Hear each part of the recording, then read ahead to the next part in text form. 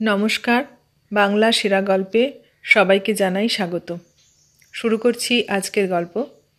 আজ পড়ে শোনাব সজনীকান্ত দাশের লেখা গল্প বিদ্যুল্লতা। তাহলে শুনতে থাকো গল্পটা। গল্পের নাম বিদ্যুল্লতা। হঠাৎ মাঝরাত্রে একটা জরুরি টেলিগ্রাম পাইলাম। গৌহাটি হইতে লতা নামধেয়া কেহ জানাইতেছেন ২৭শে শ্রাবণ তাহার কন্যার বিবাহ, আমার হাজির হওয়া চাই চাই। স্মৃতি সমুদ্রে একটা চির খাইল বইকে। অনেকটা তলাইয়া যাইতেই ঘোলাটে ভাবটা কাটিয়া গেল, স্পষ্ট দেখিতে পাইলাম। পুরা নাম বিদ্যুল্লতা, ডাকিতাম লতা বলিয়া। বিদ্যুতের মতো তড়িৎগামিনী, হাস্যে লাস্যে প্রভাময়ী, হঠাৎ আলোর ঝলকানিবৎ এক তন্বী দীর্ঘাঙ্গী তরুণীকে মনে পড়িল। আমারই সহপাঠী এবং ঘনিষ্ঠ বন্ধু শরদিন্দু বসুর পত্নী, সাহিত্য রসিকা বিদ্যুল্লতা। আমি নাম দিয়াছিলাম লতা। শরদিন্দু আর আমি একসঙ্গে আইএ পাশ করিয়া বঙ্গবাসী কলেজ হইতে মেডিকেল কলেজে ভর্তি হই। কলেজ স্ট্রিটের একটা মেসে একই ঘরে আমরা মাত্র দুইজনে থাকিতাম। শরদিন্দু ছিল অত্যন্ত ম্যাটার অফ ফ্যাক্ট মানুষ, যাহাকে বলা হয় ঘোরতর বস্তুতান্ত্রিক। যাহা প্রত্যক্ষ, যাহা বাস্তব, যাহা স্থূল, তাহা লইয়াই তাহার কারবার। প্রচুর ঝাল মশলা সমন্বিত আহার্য যেমন সে ভালোবাসিত, তেমনি কামনা করিত স্ত্রীলোকের স্থূল মাংসল দেহ। শেষোক্ত ব্যাপারে মাধুর্য ও সূক্ষ্মতার ধার দিয়া সে কখনো যাইত না। স্ত্রীলোকের মন বলিয়া কোনো অদৃশ্য বস্তু থাকিতে পারে, তাহাও সে স্বীকার করিত না। সে বলিত, রসগোল্লার অনুমতি লইয়া যাহারা তাহাতে কামড় দিবার পক্ষপাতী, আমি তাহাদের দলে নই। কামড়াই, গিলিয়া ফেলি, তাড়িয়া তাড়িয়া খাই, রস নিংড়াইয়া ফেলিয়া দিই, অথবা রসে মাখামাখি করিয়া কাপড় চোপড় টেবিল চেয়ার নোংরা করি, সে আমার ইচ্ছা। সূক্ষ্ম অনুবীক্ষণ যোগে রসগোল্লার সেল পরীক্ষা করিয়া রস সম্ভোগ নিতান্ত অরসিকের কাজ। এই শরদিন্দুর একটিমাত্র সূক্ষ্ম বা আধ্যাত্মিক দুর্বলতা ছিল, সে ভালো বাঁশের বাঁশি বাজাইতে পারিত। এ হেন শরদিন্দু যখন বিবাহ করিয়া বউ আনিয়া চাঁপাতলার একটা ভাড়াটে বাড়িতে তুলিল, তখন বন্ধু হিসাবে আমি সর্বপ্রথম নববধূর সহিত পরিচিত হইবার সুযোগ লাভ করিলাম। শরদিন্দু তখন ফাইনাল MB পাশ করিয়া পুরোদস্তুর ডাক্তার হইয়া হাউস সার্জেনি করিতেছে, আর আমি ফার্স্ট MB পরীক্ষায় বারবার অকৃতকার্য হইয়া টি টমসনের হাউসে হিসাবের খাতা লিখিতেছি। কবিতা লেখার বদখেয়াল বাল্যকাল হইতেই ছিল। ইতিমধ্যে দু একটি নামকরা মাসিকে আমার কয়েকটি বালখিল্য প্রেমের কবিতা গৃহীত ও মুদ্রিত হওয়াতে পরিচিত মহলে কবিখ্যাতিও হইয়াছে। ২-৪টি ছোট গল্পও লিখিয়া ফেলিয়াছি। সুতরাং সাহিত্যপ্রীতি সম্পন্না বিদ্যুল্লতার কাঠখোট্টা স্বামীর সহিত সদ্য পাতা সংসারে প্রায় ঠাকুর ঘরে দেবতার আসনে আমার স্থান হইল। হাউস সার্জেনের তিলার্ধ অবসর নাই। মার্চেন্ট অফিসের কেরানি আমার সুপ্রচুর অবকাশ। নিঃসঙ্গ পত্নীকে সঙ্গ দিবার জন্য তাহারই ঘরে এই অবকাশটুকু যেন যাপন করি, শরদিন্দু সকাতরে সেই অনুরোধ জানাইয়াছিল। আমিও সানন্দে বন্ধুর অনুরোধ রক্ষা করিয়া চলিতাম। কাব্যে, গল্পে, গানে বিদ্যুল্লতা মন্দ গাহিত না। আধ্যাত্মিক ও পারলৌকিক আলোচনায় প্রতিদিনের সন্ধ্যা মুখর হইয়া উঠিত। রিপন হস্টেলের অধিবাসী শরদিন্দুর ভাই সুধাবিন্দু প্রায়ই আমাদের সান্ধ্য আড্ডায় যোগ দিত। ভবানীপুরের শ্বশুরবাড়ি হইতে শরদিন্দুর বোন অমলাও মাঝে মাঝে আসিত। অনেক রাত্রে ক্লান্ত পরিশ্রান্ত অবস্থায় শরদিন্দু যখন ঘরে ফিরিত, তখন প্রথমেই সঙ্গীহীনা বিদ্যুল্লতার বিদ্যুৎ চাঞ্চল্য আমরা রক্ষা করিতে পারিয়াছি দেখিয়া সে কৃতজ্ঞতা জানাইত এবং চৌকিতে চিত হইয়া শুইয়া বাঁশিতে রবীন্দ্রনাথের নূতন গান বাজাইতে বাজাইতে অচিরে ঘুমাইয়া পড়িত। তাহার নাক ডাকার শব্দে আমার চমক ভাঙিত। আমি তাড়াতাড়ি বিদায় লইয়া মেশে ফিরিতাম। এইরূপ চলিয়াছিল অনেক দিন। গল্প, গান, কবিতার ভাণ্ডার ফুরাইয়া আসিলে আমি শরদিন্দুর বিছানায় উপুর হইয়া শুইয়া এক মনে কবিতা ও গল্প লিখিতাম। একটা উপন্যাসও ফাঁ দিয়াছিলাম। এইগুলি যখনই মাসিক পত্রিকায় প্রকাশিত হইত, লতার আনন্দ দেখে কি। বড় গলা করিয়া সে সকলকে বলিত, এগুলি তাহারই পাশে বসিয়া লিখিত, অমুক কবিতার এই লাইনটি তাহার। তাহার অহমিকায় কৌতুক বোধ করিতাম ও তাহাকে প্রশ্রয় দিতাম। বৎসরাধিক কাল পরে লতাকে ফরিদপুরে পিতৃগৃহে যাইতে হইল। প্রথম সন্তান মায়ের কাছে হওয়াই বিধেয়। আমার সান্ধ্য, অবকাশ রঞ্জন, অকস্মাৎ রমণীয়তা হারাইয়া আমাকে প্রথমটা খুবই কষ্টের মধ্যে ফেলিয়াছিল। ভাবিয়াছিলাম এই সুযোগে অনেক কিছুই লিখিব, কিন্তু 10 লাইনের একটা গানও এই কালের মধ্যে লিখিতে পারি নাই। না লিখিতে পারার আরও একটা কারণ, শরদিন্দু তাহার নৈশ অভিযানগুলিতে আমাকে টানিতে লাগিল। আন্দাজ আমি অনেক পূর্বেই করিয়াছিলাম, চাকরির মেয়াদ প্রত্যহ রাত্রে অত দীর্ঘস্থায়ী হইতে পারে না।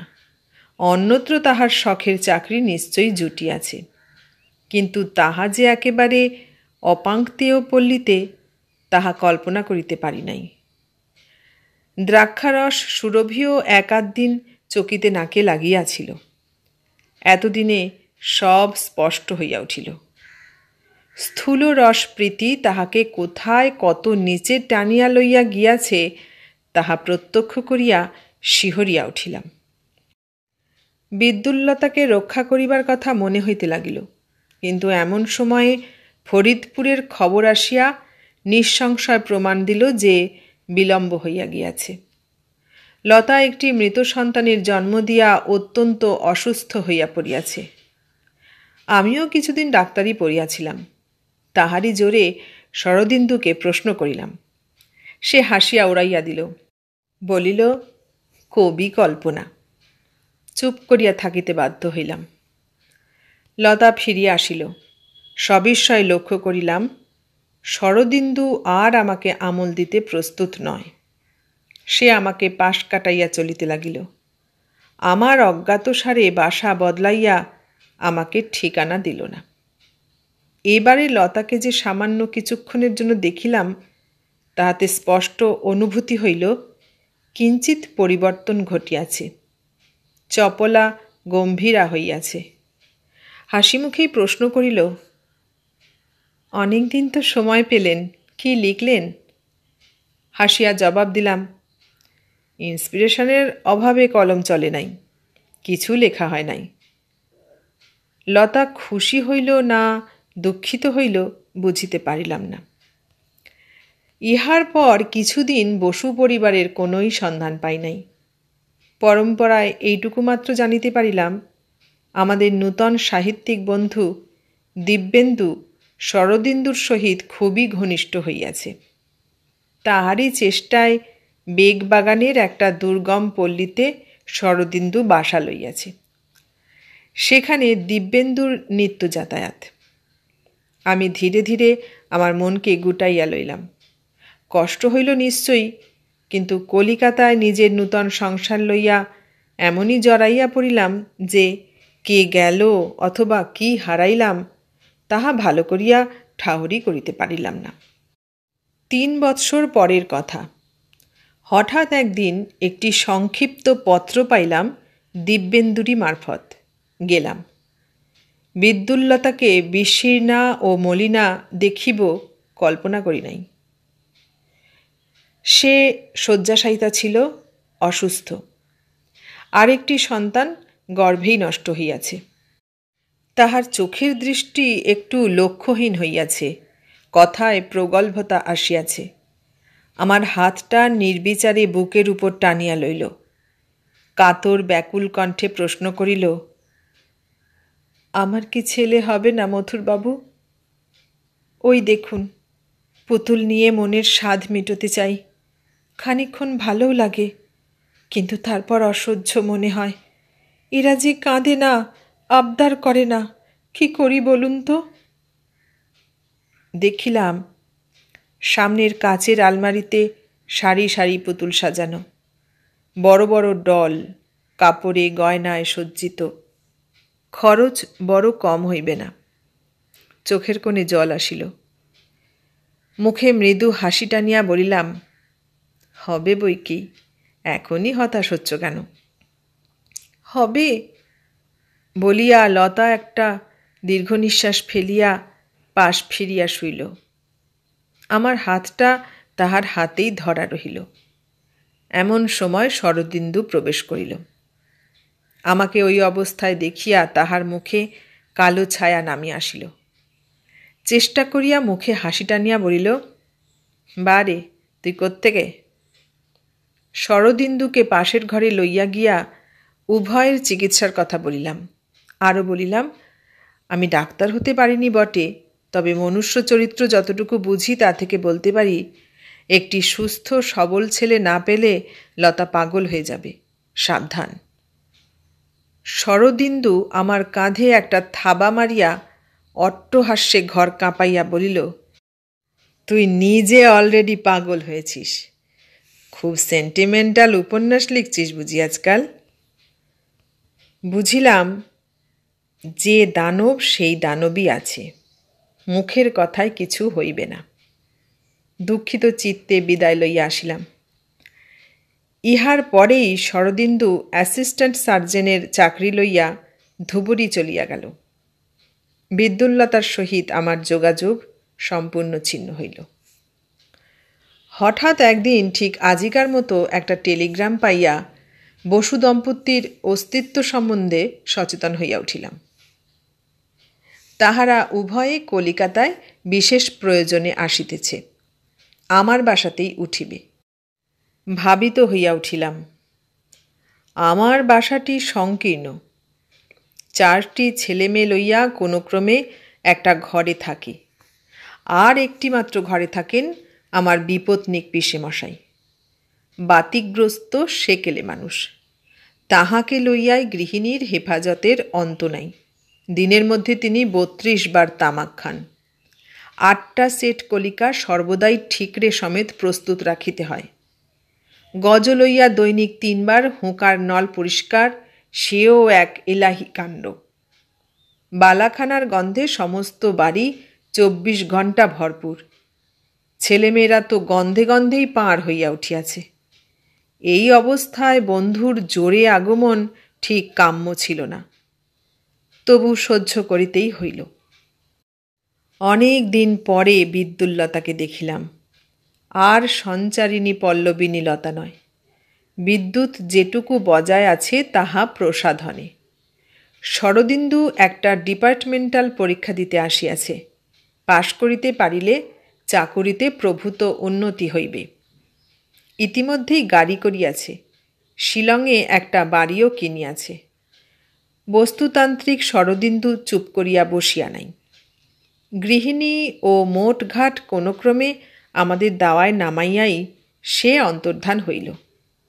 একটা বিপুলায়তন বাক্স সিঁড়ি দিয়া দোতলায় উঠিলই না, দড়ি বাঁধিয়া টানিয়া বারান্দা দিয়া তুলিতে হইল। পিসেমশাই অত্যন্ত অস্বস্তি বোধ করিতেছিলেন। তিনি চাটুজ্জে বাড়ির রোয়াকে হুঁকা হাতে সেই যে গিয়া বসিলেন, উঠিবার নাম করেন না। সে এক বাড়তি হাঙ্গামা। গৃহিণীও ঠিক মাটির মানুষ নহেন। খিটিমিটি যে কেন বাঁধিতে লাগিল তাহা মাত্র আমি বুঝিলাম। পরের ব্যাপারে বেশি উৎসাহ প্রদর্শন সমীচীন নয় ভাবিয়া নিঃশব্দে অফিসে চলিয়া গেলাম। ফিরিয়া আসিয়া শুনিলাম শরদিন্দু তখনও ফেরে নাই। লতা রান্নাঘরে বসিয়া পিণ্ডি খেজুরের জেলি বানাইতেছে ও গৃহিণীর সহিত গল্প করিতেছে। আমি বিন্দুমাত্র ঔৎসুক্য প্রদর্শন না করিয়া জামাকাপড় ছাড়িয়া মাদুর লইয়া ছাদে চলিয়া গেলাম। মনে পড়িতেছে সেদিন পূর্ণিমা রাত্রি। ক্লান্তিতে ঘুমাইয়া পড়িয়াছিলাম। হঠাৎ মৃদু স্পর্শে ঘুম ভাঙিয়া গেল। চমকিয়া উঠিয়া বসিলাম। লতা! কি সর্বনাশ! সেই ভরা জ্যোৎস্নার মধ্যেই আমার মাথায় আকাশ ভাঙিয়া পড়িল। লতা বুঝিল, বলিল, মেনু পাশের বাড়িতে গেছে। সে বাড়ির গিন্নির নাকি এখন তখন অবস্থা, একটি মেয়ে ডাকতে এসেছিল। তবু ভালো। বলিলাম, শরদিন্দুর কি হলো? রাত্রি যে অনেক হয়েছে, এখনও? লতার মুখে বিদ্যুতের মতো একটা হাসির ঝলক দেখিলাম। তাহার সুপ্ত প্রকৃতি কি তবে জাগিয়াছে? শরদিন্দুর প্রসঙ্গ একেবারেই না তুলিয়া সে সরাসরি প্রশ্ন করিল, আমার বড় বাক্সটাতে কি আছে আপনি দেখেছেন? কি আছে আন্দাজ করতে পারেন? দুটি প্রশ্নেই ঘাড় নাড়িলাম। লতা বলিল, আছে পুতুল, ওরাই আমার ছেলে মেয়ে। দুটো নষ্ট হওয়ার কথা আপনি জানেন, তারপর আরও 4টে। 6টি অসহায় শিশু আমার কাছে আসতে চেয়েছিল, কিন্তু আমার দুর্ভাগ্যের জন্যে পথ খুঁজে পাইনি। আমি তাদের নকল সাজিয়ে ঘুরে বেড়াচ্ছি, নিজেকে ভোলবার চেষ্টা করছি, কিন্তু বৃথা। জবাব দিবার কিছুই ছিল না। চুপ করিয়া রহিলাম। লতা উত্তেজনায় আমার হাত চাপিয়া ধরিল। ব্যাকুল আর্তকণ্ঠে বলিল, আপনি পথ করে দেবেন আমার সেই পথহারা শিশুদের? বুঝিতে পারিয়া বোকার মতন তাহার মুখের দিকে চাহিয়া রহিলাম। নিচে সদর দরজা খুলিবার ও বন্ধ হইবার শব্দ হইল। সর্বনাশ! বলিলাম, চলো নিচে যাই। লতার হাত দৃঢ়তর হইল। বলিল, না, আমার কথার জবাব না দিয়ে আপনি যেতে পারবেন না। আপনি তো মহাভারত পড়েছেন, অম্বালিকার কাহিনী নিশ্চয়ই জানেন। এসব কি শুধুই গল্প, না এর মধ্যে মানুষের অবলম্বনের কোনো ইঙ্গিত আছে? মহাভারতকে আপনি ধর্মগ্রন্থ বলে মানেন? মূঢ়ের মতো বলিলাম, মানি। তবে? থতমত খাইয়া বলিলাম, বেদব্যাস, সূর্য, পবন, ইন্দ্র বা অশ্বিনী কুমারদের পক্ষে যা সম্ভব, সাধারণ মানুষের পক্ষে তা সম্ভব নয়। তাছাড়া মহাভারতের সমাজ আর আজকের সমাজ এক নয়। লতা পদদলিত সাপের মতো গর্জন করিয়া উঠিল। বলিল, সত্যি কথা, এ সমাজ পতিতহীন অমানুষের সমাজ। আর নয়, চলুন নিচে যাই। নামিয়া আসিলাম। বড় ঘরটায় দেখিলাম তক্তপোষের উপর লতার বড় বাক্সটা খোলা, আর বিছানায় সারি সারি পুতুল সাজানো। পরদিনই লতা আমাদের বাড়ি ছাড়িয়া চলিয়া গেল। বলিয়া গেল, পিত্রালয়ে যাইতেছে। শরদিন্দু কলিকাতা হইতে একাই ফিরিবে। তাহার পর 15 বৎসর কাটিয়া গিয়াছে। শরদিন্দু এখন গৌহাটির সিভিল সার্জন, প্রচুর নাম ডাক ঐশ্বর্য। কাগজে মাঝে মাঝে তাহার নাম দেখি। কোনো কোনো সামাজিক বা দাতব্য অনুষ্ঠানে লতার উপস্থিতিও বিজ্ঞাপিত দেখি। 15 বৎসর পরে এই বিবাহের আকস্মিক ও সংক্ষিপ্ত নিমন্ত্রণ। তবে কি লতার পরবর্তী সন্তান বাঁচিয়াছে? যাওয়াই স্থির করিলাম। গৌহাটিতে সিভিল সার্জনের কোয়ার্টারে যখন প্রবেশ করিলাম, তখন রাত্রি গভীর। বিবাহের কোনো চিহ্ন কোনো দিকেই নাই। অতি করুণ, অতি মধুর বাঁশের বাঁশির সুর কানে আসিল। আমার আগমনে সচকিত শরদিন্দু প্রায় ছুটিয়া আসিয়া আমার হাত ধরিল। বলিল, তুই এসেছিস, আয় এদিকে। শরদিন্দুর নির্দেশ মতো দুইজনেই পা টিপিয়া টিপিয়া বারান্দায় গিয়া উঁকি মারিয়া দেখিলাম, পরিপূর্ণ বিদ্যুতের আলোকের মধ্যে জানালার গড়াদে ধরিয়া বিদ্যুল্লতা বাহিরের আকাশের পানে চাহিয়া স্থির হইয়া আছে। স্থির বিদ্যুল্লতা। শরদিন্দুর কান্না যেন কথা হইয়া ফাটিয়া পড়িল। কাল তোমাকে টেলিগ্রাম করার পর ওখান থেকে ওকে নড়ানো যাচ্ছে না। দেখো যদি কিছু করতে পারো। আমি আগাইয়া গেলাম। এতক্ষণ শুনলে সজনীকান্ত দাশের লেখা গল্প বিদ্যুল্লতা। কেমন লাগলো গল্পটা? ভালো লাগলে লাইক, কমেন্ট, শেয়ার করো। আর নতুন বন্ধু হলে সাবস্ক্রাইব করার অনুরোধ রইল। সবাইকে অনেক ধন্যবাদ জানিয়ে আজ এখানেই শেষ করলাম।